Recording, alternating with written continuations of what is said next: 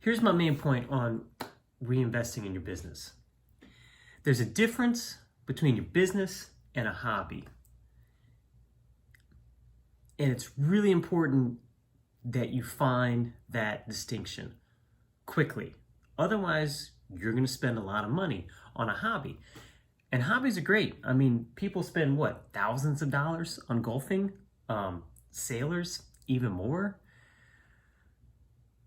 But at some point, you have to be honest with yourself. And there's even an IRS code. I'm not a tax guy, I forget what it is, but if you run like a profit loss 3 or 4 times in a row or something, eventually the IRS will come back and say, hey, you're not really running a business. You got a hobby there. So yes, reinvest your money into your business. That's important. Buy merchandise. Buy promo material, like shirts, water bottles, etc.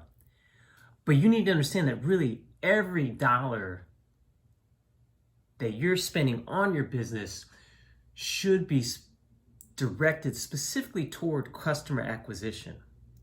So people use that adage that everyone in business is a salesman. That's true, but really every business owner's primary responsibility in the very beginning is customer acquisition.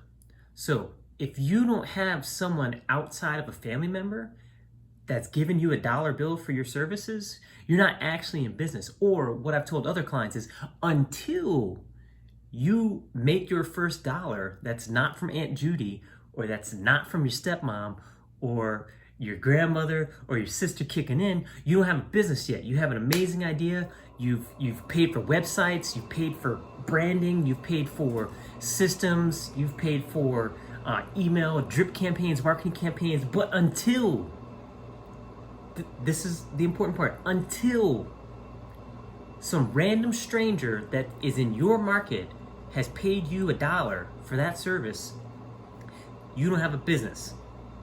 You with me on that? It's not to be mean or rude. It's just a very clear distinction. The basic business cycle. I used to tell my employees this even when I was a corporate director. I would spend time teaching them basic business tenets here. It's like a little triangle or the recycle circle. You create value, you share the value, and then you receive value. And each arrow points to the next one. It's one big circle. Create value, share value with the market, serve the market, create value, serve the market, receive value. And this is kind of like that. You can find an example of each one where someone is spending too much time on one specific aspect of it. It's unbalanced. It falls apart. So like if you're a nun in Cambodia and you're just sharing value all day, but you're not getting any nourishment back in return, you're going to burn out. That's not a business, that's a charity. And that's fine too. Just don't call it a business. If all you ever do is create value, one step before that, think of some starving artists where their product is never complete. They're still working on it. They never share it with anyone. If all you do is create and throw ideas out there, but you never share it with the market, you never iterate, you never release, it's not a business.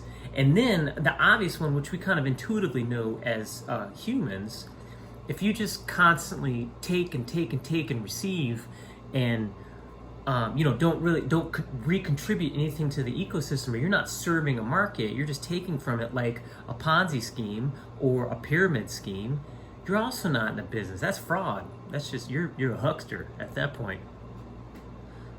Sometimes people are really successful hucksters, but you're a huckster, man. Knock that off. Okay, so when should you reinvest in your business?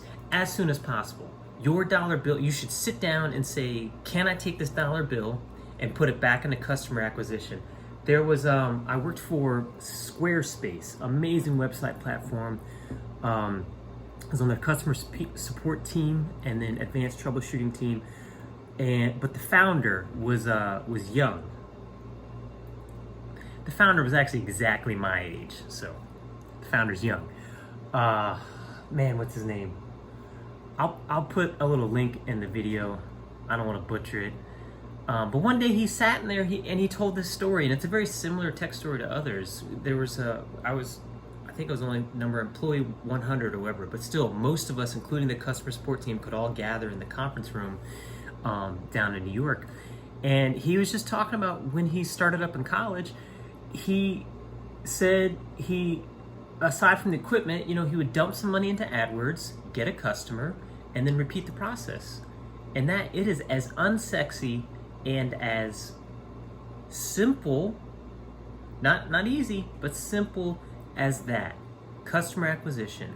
Spend some money to get a customer, serve that customer, receive value, and then repeat that wash. So, don't keep throwing money into sophisticated automated marketing programs.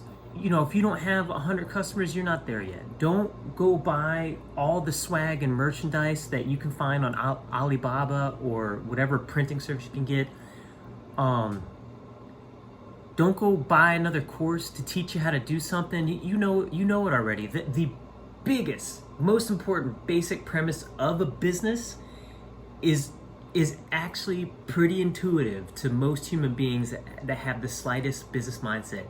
You have a product to offer, you need to serve a market, you need to acquire a customer acquisition. So it's more than just sales, but my big point here is, yes, reinvest in your business, but don't delude yourself if you're just spending hundreds or thousands on office furniture or shared office spaces or another cloud platform to do whatever, or someone else's funnel program or some email drip program. You might not be there yet, and that's okay. So reinvest as soon as possible, but make sure that your efforts and your dollars are going to customer acquisition, because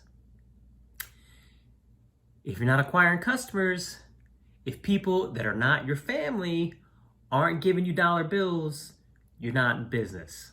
Does that make sense? Hope this helps.